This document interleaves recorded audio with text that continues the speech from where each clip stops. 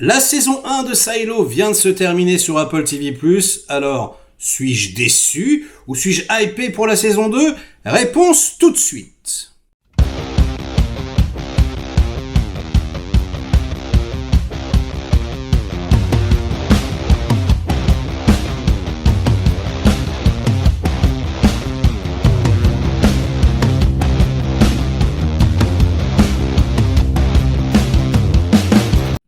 Salut les cinéphages, c'est Merej et aujourd'hui on revient sur la série Silo puisque le dernier épisode vient d'être diffusé. Cette série Apple TV+ m'avait particulièrement plu, d'ailleurs je vous ai fait une petite vidéo pour vous encourager à la regarder et j'en profite toujours pour vous encourager à chaque fois que je le peux à vous abonner à Apple TV, le service de streaming qui est franchement un des moins chers et un des meilleurs. Bref, c'est fait, on va pas y revenir. Donc, qu'est-ce que ça raconte pour ceux qui savent pas ? Eh bien, ça raconte l'histoire, en gros, de survivants humains dans un monde apocalyptique qui se planquent sous terre. On a construit un silo, donc une sorte d'immeuble souterrain, et les gens ne savent pas pourquoi ils sont là, savent pas depuis combien de temps, ils savent plus du tout ce qu'il y a à l'extérieur, ils ont même oublié le langage, enfin certains aspects du langage, certains mots qu'ils n'utilisent plus, qu'ils ne connaissent plus, comme les étoiles par exemple, enfin bref, c'est très intriguant. Et du coup, j'avais comparé cette série, alors je me suis fait un petit peu engueuler, à Lost, mais ça ressemble pas du tout à Lost, Merej. Effectivement, je veux dire, au niveau du scénar, ça ressemble absolument pas à Lost. Mais ce que je voulais dire par là, c'est qu'il y avait un petit peu, pour le spectateur, cette même addiction. C'est une série un peu à tiroir, à mystère. On vous pose quelque part plus de questions qu'on vous donne de réponses, et quand on vous donne les réponses, on vous les donne longtemps après. Et du coup, on est là, on transpire un peu, on se dit mais qu'est-ce qui se passe ? Qu'est-ce que ça veut dire, tout ça.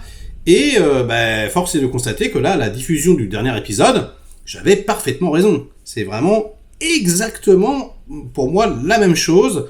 Donc, on est hypé, c'est très très addictif, mais tout de même, et ce sera un peu la critique de la saison qui est très bien, franchement, les acteurs sont mortels, enfin c'est encore une fois c'est très prenant, c'est très divertissant, il y a pas de souci. Mais bordel quoi. Qu'est-ce que c'est lent. Qu'est-ce que les réponses mettent longtemps à arriver. Qu'est-ce que les péripéties s'étirent en longueur. Enfin, je veux dire, si on compare le premier épisode et le dernier épisode, je vais pas spoiler, j'ai pas besoin spécifiquement pour cette série. On va juste parler d'une histoire de disque dur. Entre donc le premier et le dernier, il s'est quasiment rien passé, quoi. Enfin, je veux dire. Et ça, pour moi, c'est quand même, j'ai un petit peu tiré la langue. L'image finale, elle est satisfaisante. La façon dont on termine l'épisode, et c'est assez intense et tout, c'est cool. Mais bon, t'as instantanément envie de savoir la suite. Et tu te dis, on va devoir attendre 1 an, peut-être 1 an et demi pour ça. Non, c'est pas possible. Il faut qu'ils fassent autrement. Je pense qu'il faut qu'ils accélèrent. Donc, les bouquins qu'ils adaptent, là, il faut vraiment, je pense, les condenser. Parce que merde, quoi, c'est trop long. Ou alors, peut-être que je regarderai pas la saison 2 et que j'attendrai que la saison 2 et 3 et peut-être 4 sortent pour tout binge-watcher, parce que c'est pas possible. C'est vraiment la frustration intense. Et en même temps, je vous dis ça, je sais que je le ferai pas, parce que ça y est, oui, je suis un petit peu addict. Donc dès que l'épisode 1 de la saison 2 sera dispo, je serai là devant ma télé avec ma télécommande, et puis je regarderai évidemment, surtout pour vous faire mes retours. Mais bon, bref, en dehors de ça, tout de même, comme je vous le disais, c'est hautement satisfaisant. C'est-à-dire que tous les comédiens sont excellents, les intrigues sont très très prenantes, il y a vraiment une atmosphère, une ambiance particulière, à ce côté claustrophobique qui est très très intéressant, il est très très bien géré. J'avais des petits doutes sur le fonctionnement du silo, je vous avais dit dans ma vidéo précédente, comment est-ce que ça marche, comment ils arrivent à se nourrir, etc. Alors c'est pas parfait, mais c'est vrai qu'on voit quand même le mécanisme, on voit les champs, c'est plus ou moins crédible. même s'ils sont tous bien portants, on va dire, ils sont assez gras pour des gens qui vivent en sous-sol. Les questions posées trouvent quand même certaines réponses. Vous n'allez pas vous retrouver devant un cliffhanger comme ça, où vous comprenez plus rien à ce qui se passe. Nom de Dieu. Bon, et donc ça c'est plutôt bien. C'est bien filmé, c'est pas incroyable, mais c'est correct. Franchement, c'est plutôt bien mené. Le rythme global des épisodes est plutôt bon, on s'ennuie pas. Je vous disais que ce sont les questions qui mettent longtemps à trouver une réponse, mais je veux dire, les épisodes sont pas du tout chiants. On n'est pas là en train de se dire, voilà, on n'y pense pas foncièrement, ils arrivent toujours à détourner notre attention quelque part. Donc non, c'est plutôt bien géré. Tout ce qui est musique, environnement sonore, c'est pareil, c'est très très bien fait, c'est très très satisfaisant. Voilà, le générique de début est très beau, j'ai trouvé. Il y a vraiment une atmosphère particulière, il y a un goût, une saveur à ce show que je trouve vraiment, vraiment plaisant.